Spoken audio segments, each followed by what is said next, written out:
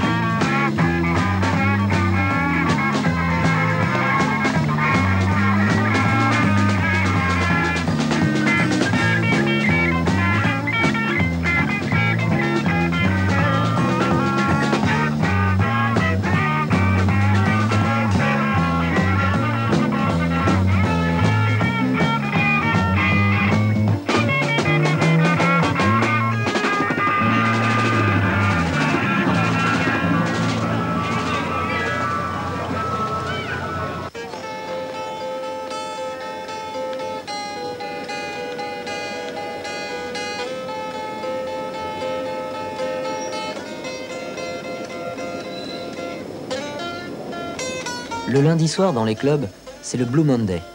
N'importe quel musicien peut mettre son nom sur une liste et montrer ce qu'il sait faire avec le groupe qui assure la soirée. Ce soir, un peu nerveux, je me lance.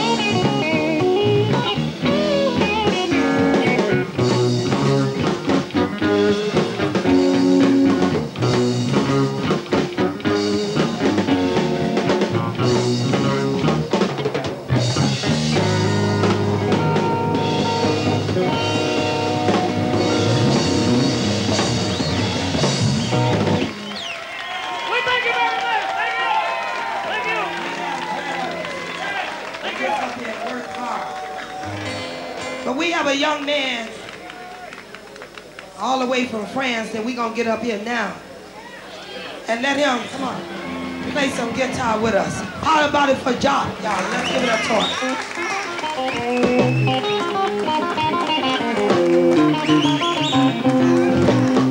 Come on, baby, don't you want to go? Come on, baby, don't you want to go? Back to the same old place, sweet old Chicago. Come on, honey, don't you want to go? Hey, hey, hey, honey, don't you want to go? Back to the same old place, sweet old Chicago. Well, 1 and 1 is 2, 2 and 2 is 4. Come on, baby, don't you want to go? Hey, hey, hey, baby, don't you want to go? Back to the same old place, sweet old Chicago. What you say, Jimmy? Well now, 1 and 1 is 2, 2 and 2 is 4. If the bed break down, we'll finish on the floor crying, hey, hey, baby, don't you wanna go back to the same old place, a sweet home Chicago. Look at him. Well now, 3 and 3 is 6, 6 and 3 is 9. If you give me some of yours, I'll give you some of mine. Crying, hey, baby, don't you wanna go back to the same old place, a sweet home Chicago. Come on, Jack.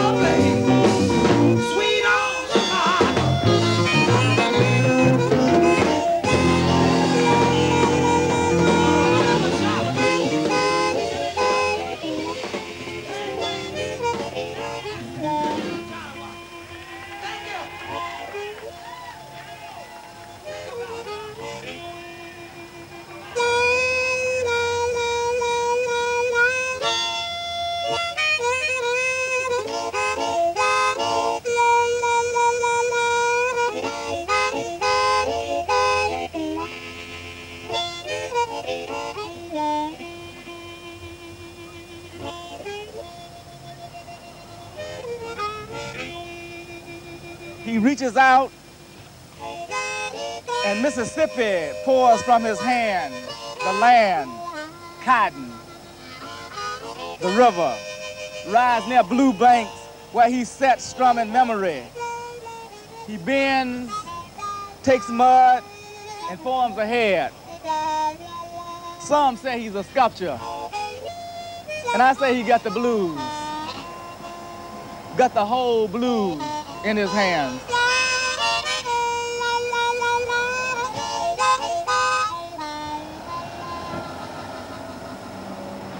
I try to retain many of the qualities of blues in terms of the line or the meters of my poem, and many of the concerns, many of the themes, such as the theme of having to move from one place to another one. When Sonny Boy Williams sings, "You've been talking about your woman, I wish to God you could see mine. You've been talking about your woman, I wish to God you could see mine." Every time she starts to love and she brings eyesight to the blind. Obviously, it's great poetry.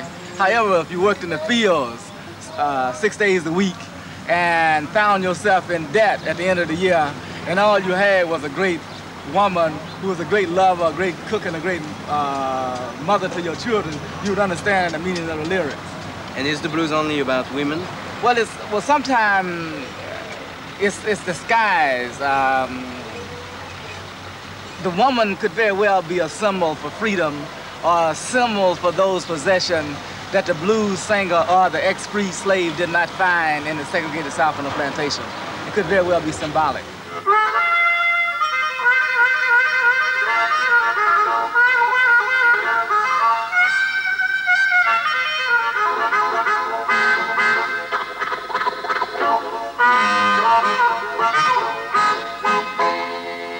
All the music that began in America started with the blues. Music like country western, rock and roll, disco, jazz, it all came from the blues. Now what we're gonna do, we're gonna take a short trip back down south. What's your name? Okay, Stacy, just imagine if you were a slave and you were working hard in the hot cotton fields all day long, and one morning Stacy decides she doesn't want to be a slave anymore. Well, she can't go up to the boss and say, "Boss, I quit." See, it didn't work like that. So one morning, Stacy gets up and she feels kind of blue and sad, and she says something like this.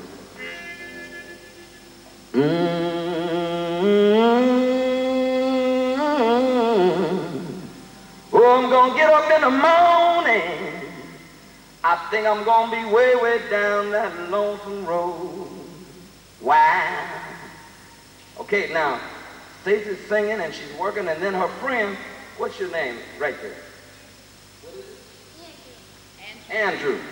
Andrew's her friend, and he's on the other side of the plantation, and he's doing something like chopping wood. And Andrew hears Stacy singing while she's working, and he comes back and he plays something like this.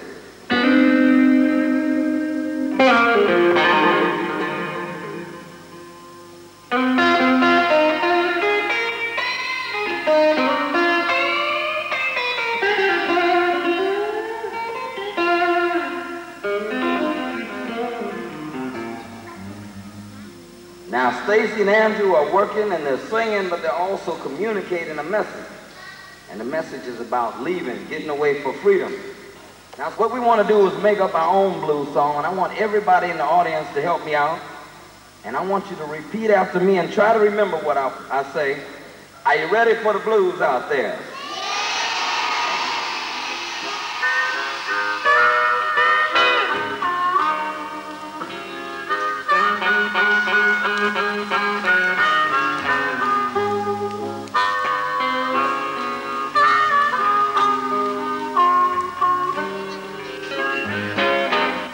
Go outside, I can't watch no TV, I can't go down to the corner store, they won't even give me nothing to eat, they lock me in my room, I can't use the phone, my world is full of gloom, and I feel so all alone, 'cause I didn't do my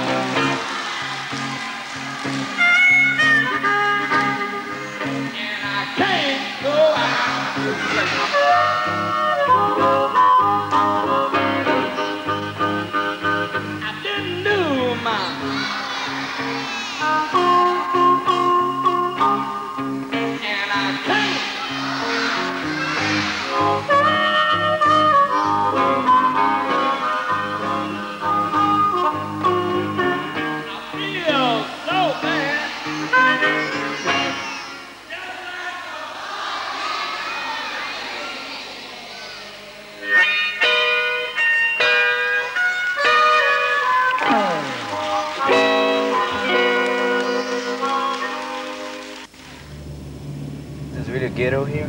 Yeah, this is really the ghetto. You know, that's somewhat of a misconception, you know, about white people coming into black areas, because a lot of black people are just as afraid as white people, and basically, black folks are cool. There's still a lot of discrimination, you know, and there's still a lot of racial prejudice, especially here in Chicago, you know, which has been labeled as perhaps the most segregated big city in the United States. About the black musicians? You know, obviously it's much harder. Here you have the imitators making more money than the originators. And that's definitely unfair. You know, even in Elvis Presley was the classic case, because what's the guy, was it Sam Phillips who recorded him? And said, if we can find a white man that sings like a black man, we'll make $1 million, and it was true. But here you're taught to compete in this society, and you're taught that black people are basically on the bottom, so if you're going to get ahead, well, then you have to be better than black people. I think one of the first things they teach you as an immigrant to the United States is how to say the word nigger.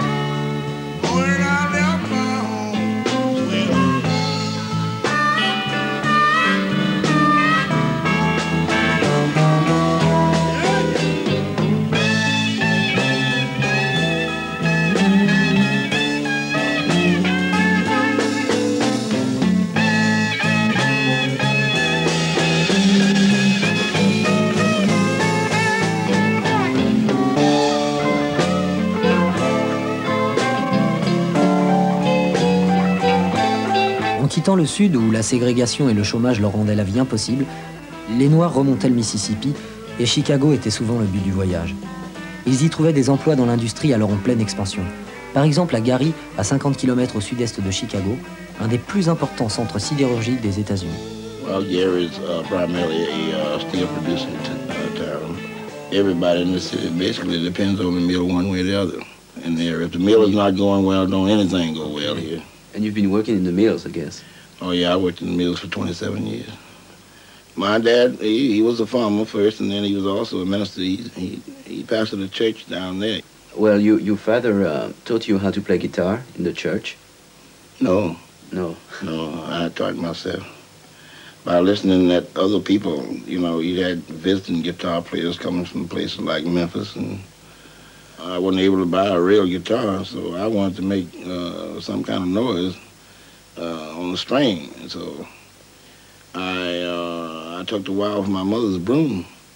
Hell, you know, they wind the wire around the broom to hold the straw. And when the broom wore out, well, I just took the wire off of it and got me 2 staples and stapled it upside the wall, and got me 2 Garrett snuff bottles and to tighten the strings. But, you know, I put one, I nailed it close to the wall, and then I pulled the string back and placed the snuff bottle down at the bottom, and I placed one at the top. And the further I pushed up on the bottle, the tighter the string got, you know. Then I broke me a bottleneck off of a Coke bottle or something. I don't remember. It's been a long time ago. To use for a slide. I just started playing. I mean, I held the sound in my head and singing. Yeah, well, I sung gospel from the time I was a little boy. You know, my mother used to make me sing in church. I didn't like it at the time, but she'd make me get up and sing. Oh, that's the guitar. Yeah, that's my first one. When did you buy it? Man, I made a lot of noise with this thing. Well, I'm 59 years old now, and my dad got it for me when I was 6. So you figure that. When I was working in the steel mills, when I was really still in the learning process of getting my act together as far as a blues man, operating the overhead bridge crane you know, it's all electrically controlled. And the heavier loads you put on the motor, the different sounds you would get, you know, just like changing from one key to the other on your instrument. And I would hum to the tune of the engine, you know. I'd get my harp out, and sometimes the motor on the crane would be in the same key as the harmonica. I wrote songs that way, you know. I'm up in the cab alone 8 hours a day, and you create a lot of different sounds that way. And none of us ever went to school for music, so we had to pick it up any way we could.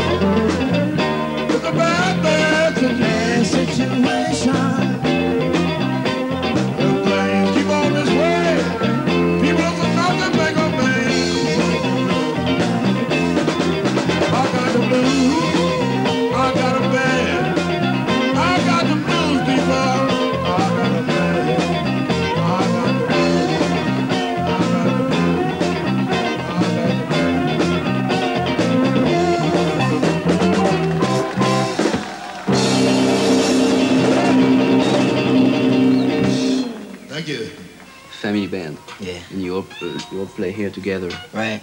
Okay. This is where we rehearse this is where we did everything. Okay. Yeah. Very good. I'll show you. Let's see. Okay. When I was about 3 or 4, the first beat he showed me was like a Jimmy Reed kind of groove. And from that Jimmy Reed groove, I could play like about 25 songs, speed it up, slow it down, shuffle it.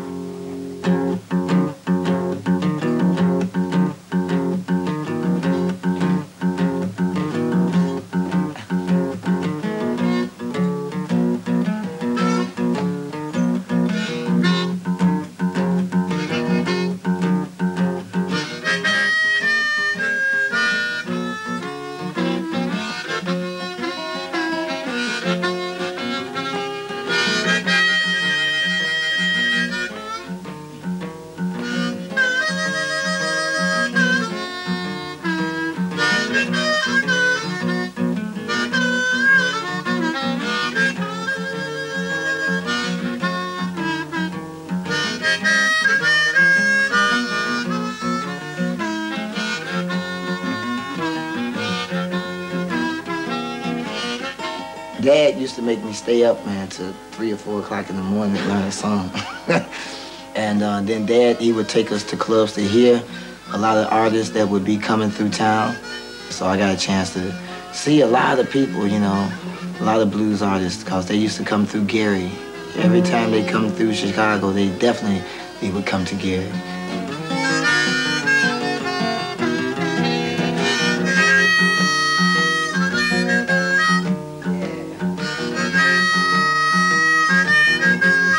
Ce sera la dernière étape de mon voyage. Je rentre. Mon vieux rêve est devenu réalité. Je sais que je reviendrai et je retrouverai de nouveau ces musiciens qui, sans le savoir, perpétuent et renouvellent une tradition qui a tant contribué à l'image de l'Amérique. Celle de la musique au coin des rues, des guitares électriques, du rock et des blue jeans.